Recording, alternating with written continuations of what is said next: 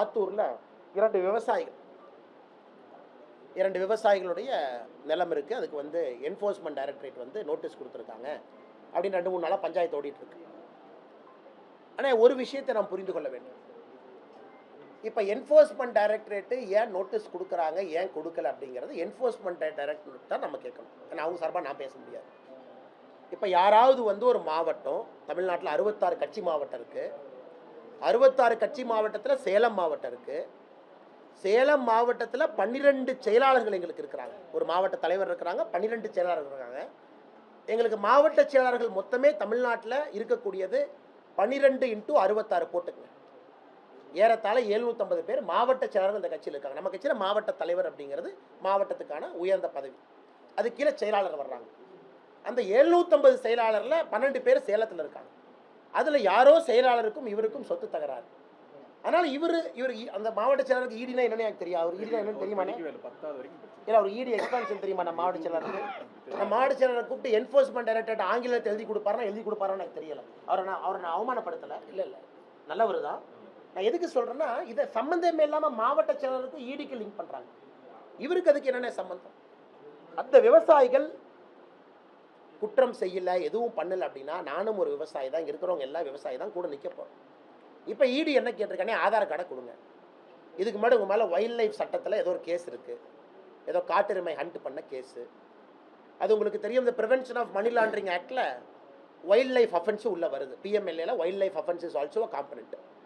Bank அக்கௌண்ட்டை கொடுங்க, உங்கள் பேங்க் அக்கௌண்ட்டை செக் பண்ணணும், இதெல்லாம் கொடுங்க. இதுதான் ஈடின்னு கேட்டிருக்காங்க. ஈடி வேற என்ன கேட்டிருக்காங்கண்ணே? இதை தவிர வேற என்ன ஈடி கேட்டிருக்காங்க? பேங்க் அக்கௌண்ட்டோ ஆதார் அட்டையோ அதை கொடுக்க போகிறோம், அதை ஈடி பார்க்க போகுது. அதற்கு மேலே இவருக்கு குற்றம் செய்யலை, ஈடி நடவடிக்கை எடுக்கிறாங்கன்னா, நானே ஃபீல்டுக்கு வந்து உங்கள் முன்னாடி தர்ணா உட்கார். நீங்கள் புரிஞ்சுக்கணும். ஆனால் இல்லை சார், இவர் நிரபராதி, இவர் பாருங்கள் பேங்க் அக்கௌண்ட்டையும் கொடுத்தாரு, ஈடி கேட்டதையும் கொடுத்தாரு, ஆதாரும் கொடுத்தாரு, எல்லாம் கொடுத்தாரு. அப்படி இருந்தும் ஈடி முன்னாடி அடிக்கிறேன்னா ஃபஸ்ட்டு தர்ணா நான் வந்து உட்காரேன் விவசாய நிலத்தில், அவருக்காக நான் வந்து உட்காரேன். ஆனால் என்ன நடக்குதுன்னே தெரியாமல் எதுக்கு சம்மந்தமே எல்லாம் முடிச்சு போட்டு, இல்லை அரசியல் கட்சிகள் ஒரு கட்சி அங்கே போய் அவங்க கட்சியை விட்டு வன்மையாக கண்டிக்கிறோம். பாரதிய ஜனதா கட்சியினுடைய சேலம் மாவட்ட செயலாளர், ஏன்னா 750 மாவட்ட செயலாளர் இவர் ஒருத்தர், கரெக்டு தானே? 12 பேர்த்துல ஒருத்தர் தானே? அவர் என்ஃபோர்ஸ்மெண்ட் டைரக்டரேட் ஆங்கிலத்தில் எழுதி கொடுக்க சொல்லுங்க. அவர் 10வது படிச்சிருக்காரு. அவர் சத்தியமாக எனக்கே அந்த மாவட்ட செயலாளர் பேர் தெரியாது. நேத்தா கேபி ராமலிங்க என்ன ஃபோட்டோ காமிச்சா, நான் இவர் தானே நம்ம மாவட்ட செயலாளர், இவர் மேலே தானே அலிகேஷன் வைக்கிறாங்க. நான் என்ன பார்த்தது கூட கிடையாது. எங்கேயாச்சும் பப்ளிக்கில் ஒரு ஃபோட்டோ எடுத்தால் உடனே சில மீடியா நண்பர்கள் என்ன போடுவாங்கன்னா, அண்ணாமலைக்கும் மாவட்ட செயலருக்கும் தொடர்பு, 2 பேர் சேர்ந்து சட்டவிரோதமாக அந்த நிலத்தை வாங்கி அங்கே என்னென்ன எஸ்டேட் அணை கட்ட போகிறோம், அதை வாங்கி நாங்கள் என்ன துபாயிலிருந்து பணத்தை கொண்டு வந்து எஸ்டேட் அணை கட்ட போகிறோம்.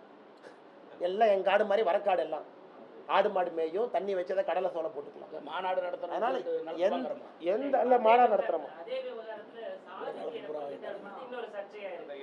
இதை வந்து நான் என்ஃபோர்ஸ்மெண்ட் டைரக்டரேட்டுடைய அதிகாரிகளுக்கு நம்முடைய அமைச்சர்கள் மூலமாக எடுத்துகிட்டு போயிருக்கோம். ஏன்னா உங்களுக்கு தெரியும், நாங்கள் அமைச்சர்கிட்ட மட்டும்தான் இன்ட்ராக்ட் பண்ண முடியும், கட்சியினுடைய உறுப்பினர் எங்கள் அமைச்சர்கள்.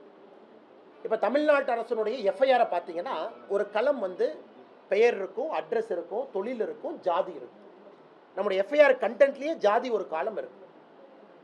இப்போ இடியை பொறுத்த வரைக்கும் ஒரு நோட்டீஸ் கொடுக்குறாங்கன்னா, ஒரு ப்ரெடிகேட் அஃபென்ஸ், ஒரு பேஸ் எஃப்ஐஆருக்கு ஒரு எஃப்ஐஆர் எடுத்துக்கிறாங்க. அதான் பேஸ் அஃபென்ஸ். ப்ரெடிகேட் அஃபென்ஸ் வந்து வைல்ட் லைஃப் ஆக்ட்.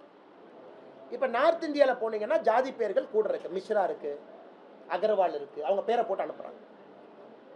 நான் யூகிக்கிறது என்ஃபோர்ஸ்மெண்ட் டைரக்டரேட்டில் இருக்கக்கூடிய நார்த் இந்தியன் அதிகாரிகள் தமிழ்நாட்டில் இருக்கக்கூடிய நம்முடைய தன்மை எதுவும் தெரியாமல், அங்கே பார்த்தீங்கன்னா தீபக் மிஸ்ரா அப்படின்னு தான் நோட்டீஸ் வரும். இப்போ அண்ணாமலை கவுண்டர் தமிழ்நாட்டு நோட்டீஸ் வந்தால் நானே சொல்லுவேன், யோ நான் ஜாதி பேரை போடுறதில்ல, எதுக்கு என் பேரை நீ வச்சிருக்கேன்?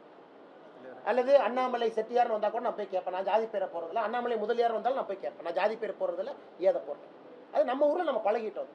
நார்த் இந்தியாவில் அப்படி இல்லைண்ணே, எங்கே போனாலும் அந்த பேர் இருக்குது. அதன் அடிப்படையில் தான் கொடுத்துருப்பாங்களோ தவிர, நான் யூகிக்கிறேன். எனக்கு என்ன அமைச்சர் அவங்க வரும்போது நாங்கள் கேட்க போகிறோம். அதான் சொல்கிறேன், வனத்துறை கொடுத்த புகாரில் அந்த களமில் ஜாதி இருக்குது, அந்த களமில் ஜாதி இருக்குது. அதனால் என்னை பொறுத்தவரை இதை என்ஃபோர்ஸ்மெண்ட் டைரக்டரேட் வருகின்ற காலத்தில் திருத்திக்கணும், அவ்வளோதான்.